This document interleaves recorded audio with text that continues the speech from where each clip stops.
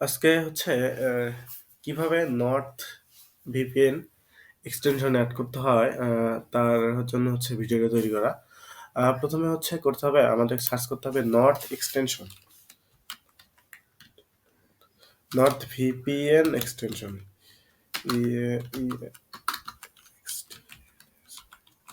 Extension. যেহেতু আমরা হচ্ছে ক্রোমের জন্য অ্যাড করতেছি, সো এখানে ফর ক্রোম দিলেও হবে, CROME। আচ্ছা, এই হচ্ছে আমাদের প্রথমে যে লিঙ্কটা আসছে, এটা আর কি আমরা অ্যাড করবো। জাস্ট এখানে add to Chrome, add extension.